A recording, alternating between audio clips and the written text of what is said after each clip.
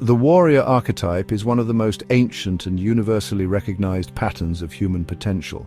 Across time, culture, and mythology, the warrior appears as the protector, the fighter, the disciplined executor of will.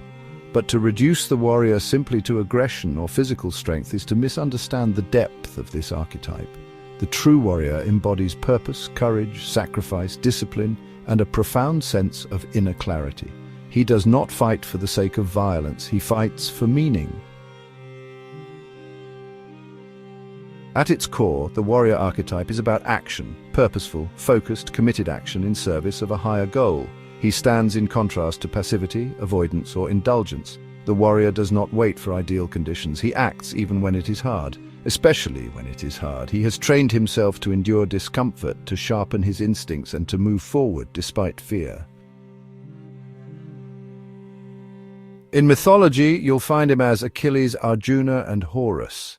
In history, he takes form in the likes of Alexander the Great, Joan of Arc, Miyamoto Musashi, and even modern-day figures who show extraordinary courage and discipline. But these figures only point to what lies dormant within us. The warrior is not outside of us. It is a potential waiting to be activated.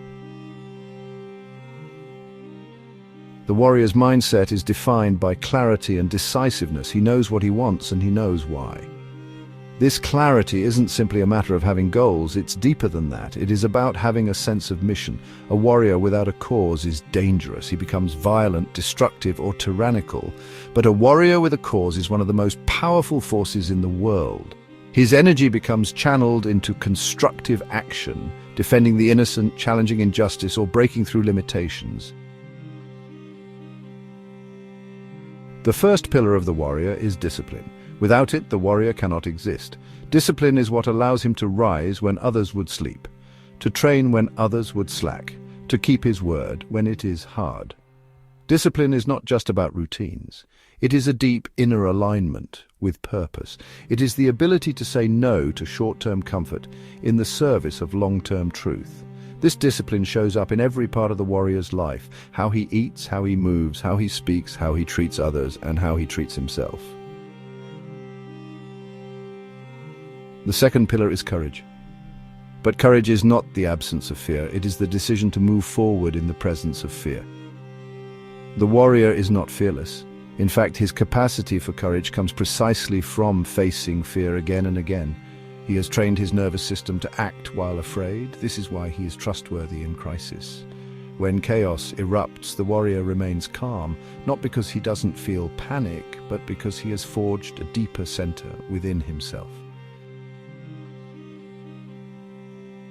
The third pillar is integrity. The warrior is honest, not because it is convenient, but because truthfulness is a form of inner strength. He does not need to lie or manipulate. His power comes from alignment with reality. Integrity also means doing what he says. If he commits, he follows through. If he makes a vow, he honors it. If he makes a mistake, he owns it.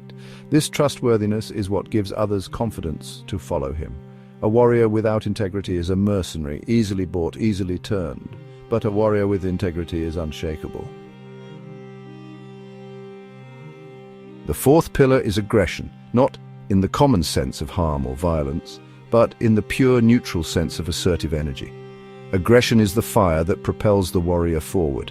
It is the ability to push, to break through resistance, to dominate one's own laziness or fear. Healthy aggression is not cruelty, it is a clean, directed force. It is what allows a man or woman to say enough and act. Without this aggression, the warrior becomes too passive, too compliant, too soft. Now let's talk about the warrior's shadow, because every archetype has one. When the warrior energy becomes distorted, it manifests as either the sadist or the masochist. The sadist is the tyrannical warrior. He is brutal, domineering, abusive. He fights not to protect, but to control. He uses violence or cruelty to maintain power. This is the warrior who is disconnected from heart, from empathy, from higher values. On the other hand, the masochist is the collapsed warrior. He submits, avoids conflict, fears confrontation. He might be secretly angry, but represses it, becoming passive-aggressive or resentful. He avoids asserting himself, becoming a victim of life rather than its active participant. To embody the true warrior, One must integrate this shadow. That means recognizing where you are overly aggressive or overly passive. It means learning to confront without cruelty and to stand firm without fear. Integration is not about eliminating the shadow. It's about becoming conscious of it and choosing consciously how to act. So how do we implement the warrior archetype in modern life? First, we must train the body. The warrior is grounded in physicality. You don't need to become a soldier, but you do need to cultivate strength, endurance, and bodily discipline. Train consistently. Learn to enjoy discomfort. Practice martial arts or combat sports, not just to fight, but to learn respect, control, and resilience. Your body is the first battlefield. If you cannot master it, you will struggle to master anything else. Second, set clear goals. The warrior thrives on mission. What are you fighting for? What matters to you more than comfort? Identify it, then commit to it. Make it specific. The warrior does not pursue vague dreams. He sharpens them into targets. He draws a line in the sand and says, "This is where I stand." Even if your mission is personal, building a business, protecting your family, transforming your life, it must be clear and compelling. Without a mission, the warrior becomes lost or destructive. Third, practice presence. A warrior must be aware. He cannot afford distraction or chaos in the mind. Meditate, focus, observe your thoughts. Train yourself to return to the present moment again and again, because in the battlefield of life, whether it's a negotiation, a crisis, or an emergency, the warrior who is centered will prevail. The one who is scattered will not. Fourth, develop emotional resilience. The warrior feels, but he is not ruled by feeling. He acknowledges pain, but does not collapse into it. He notices fear, but does not obey it. This is not about suppression. It is about transcendence. The more deeply you know your emotions, the less power they have over you. This is what makes the warrior steady under pressure. He has looked within and confronted the chaos. Fifth, embody honor. Honor may sound outdated, but it is one of the warrior's deepest values. It means behaving in a way you would respect, even when no one is watching. It means standing up for what is right, even when it is costly. It means holding your word like a sword, precious and sharp. In a world of moral ambiguity, the warrior anchors himself in timeless principles. Sixth, serve. The warrior is not just a lone fighter. He serves a community, a family, a cause, a people. Without service, the warrior becomes selfish, disconnected, and cold. But when he serves something larger than himself, he is elevated. His strength becomes a gift to others. And this service need not be grand.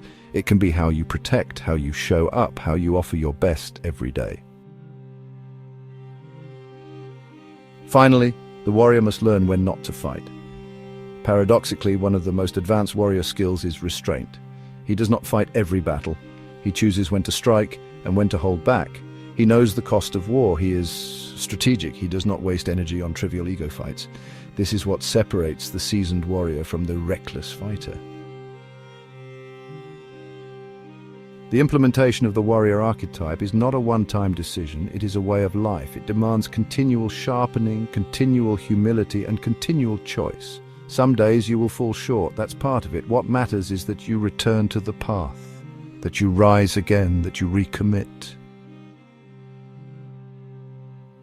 You will know the warrior is alive in you, not because others fear you, but because they feel your presence. You will walk with dignity. You will speak with precision. You will act with resolve.